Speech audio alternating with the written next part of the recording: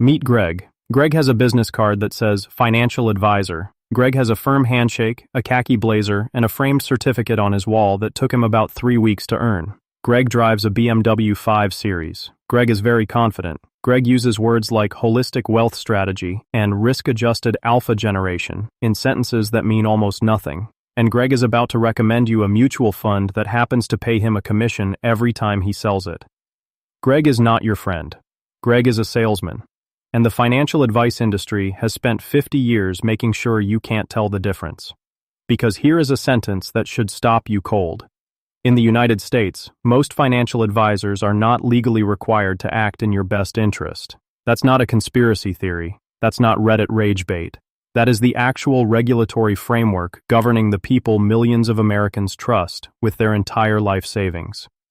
There are 2 legal standards that govern financial advisors in this country: the Fiduciary Standard and the Suitability Standard. A fiduciary is legally obligated to act in your best interest, period. A suitability advisor, which covers the majority of brokers and financial professionals, only has to recommend products that are suitable for your situation. Suitable doesn't mean best. Suitable means defensible. It means they can justify it if anyone ever asks. The gap between best and defensible is where a very large amount of your money quietly disappears.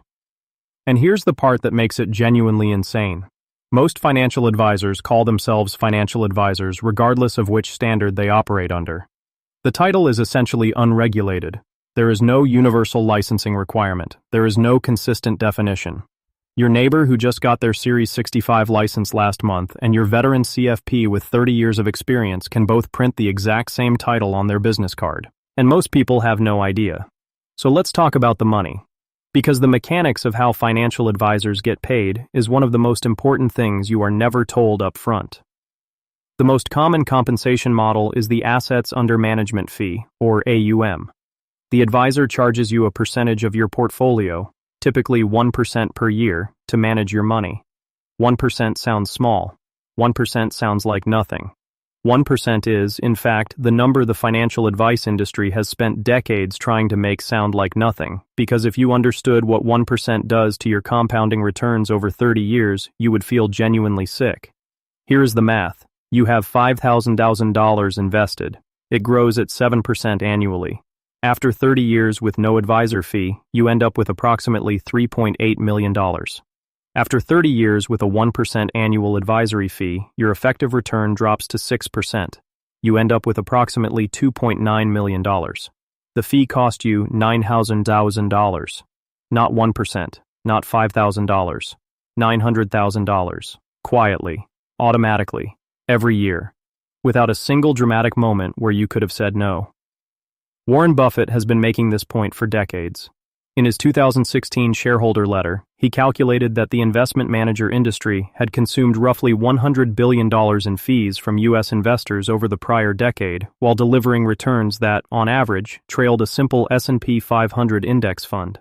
$100 billion transferred from investors to managers in exchange for underperformance. That's not a rounding error. That's the entire GDP of a mid-sized country. And that brings us to the second problem. Not only are advisors expensive, they're usually wrong. The S&P Indices versus Active, or SPIVA report, is the closest thing to a definitive scorecard that exists for active fund management. It tracks how actively managed funds perform against their benchmark indexes over time, and the results are not a close call. Over a 1-year period, roughly 60% of active large-cap fund managers underperform the S&P 500. Over a 5-year period, that climbs to around 79%. Over a 15-year period, approximately 92% of active fund managers underperform a basic index fund. Read that again. Over 15 years, 92% of professional money managers, people with MBAs, Bloomberg terminals, research teams, and decades of experience, fail to beat an index fund that a 22-year-old can set up in 11 minutes on a phone app. And most people are paying 1% per year for access to this underperformance. It is one of the cleanest wealth transfer mechanisms in the history of modern finance, and it happens with a smile and a handshake. Now let's talk about commissions. Because AUM fees are actually the more transparent model, what gets truly ugly is the commission-based world. In a commission model, your advisor earns money every time they sell you a product, every mutual fund purchase, every annuity, every insurance policy, every portfolio rebalance that requires a transaction. The advisor has a financial incentive that is structurally misaligned with yours every single time they make a recommendation. Variable annuities are the clearest example of how bad this can get. A variable annuity is a complex insurance and investment product that carries surrender charges typically ranging from 5% to 10% if you try to withdraw your money within the first 6 to 8 years. They have annual fees that frequently total 2% to 3% when you stack up all the layers: mortality charges, administrative fees, and underlying fund fees. And they pay some of the highest commissions in the retail financial product world, often 5% to 7% of the amount invested, paid to the advisor at the point of sale. So when a commission-based advisor looks at your $2,000 rollover IRA and recommends a variable annuity, they are simultaneously recommending a product that could earn them $1,000 to $14,000 in commission while locking your money into a fee structure that will cost you 2% to 3% per year for potentially decades. Is it suitable? Under the suitability standard, it frequently is. Is it in your best interest? That is a very different question. The Department of Labor tried to fix this in 2016 with what became known as the Fiduciary Rule, a regulation that would have required all advisors working with retirement accounts to act as fiduciaries. The financial services industry spent an estimated $50 million lobbying against it. The rule was eventually vacated by a federal court in 2018 before it could take full effect. The industry that profits from the current structure fought to keep the current structure, shockingly. Now here is where I have to be honest. Because this is not a video that says all financial advisors are criminals. They're not.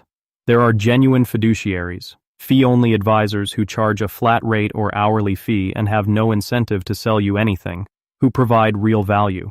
If you have a genuinely complex financial situation, significant assets, a small business, an estate planning need, or a tax situation that requires real expertise, a good fiduciary advisor can be worth every dollar. The problem isn't that financial advice is worthless. The problem is that the industry is structured in a way that makes it nearly impossible for a typical retail investor to tell the difference between someone who is actually helping them and someone who is efficiently extracting wealth from them while appearing to help. So what do you actually do? First, ask one question before anything else. Are you a fiduciary? Not do you act in my best interest sometimes. Not are you legally required in most situations. Are you a fiduciary, full stop, on every recommendation you make for my account? If the answer involves any qualifications, hedging, or clarification about different account types, that's your answer. Second, understand how they get paid before you understand anything else about them. Fee-only advisors charge you directly, flat fee, hourly rate, or a percentage of assets with no commissions. Fee-based advisors can charge fees and earn commissions, which is a category that sounds transparent and isn't always. Commission-based advisors earn money from product sales. Each model creates different incentives. Know which one you're dealing with before the second meeting. Third, for the majority of retail investors who don't have genuinely complex financial situations, the academic literature is not subtle. A 3-fund portfolio, total U.S. stock market index, total international stock market index, and a bond index, held in low-cost funds with expense ratios under 0.110% will outperform the majority of actively managed alternatives over a 15-year horizon. Vanguard, Fidelity, and Schwab all offer these. The total cost is a fraction of 1%, and you don't have to shake Greg's hand. Fourth, if you already have an advisor, pull your most recent account statement and find the line that shows total fees paid in the last 12 months. Then put that number into a compound interest calculator and see what it becomes over 20 years. That number, whatever it is the price of the relationship. Then ask yourself whether the relationship is worth that price. Here is what this comes down to. The financial advice industry processes approximately $57 billion in annual revenue in the United States. A meaningful portion of that revenue comes from the gap between what investors think they're getting and what they're actually getting.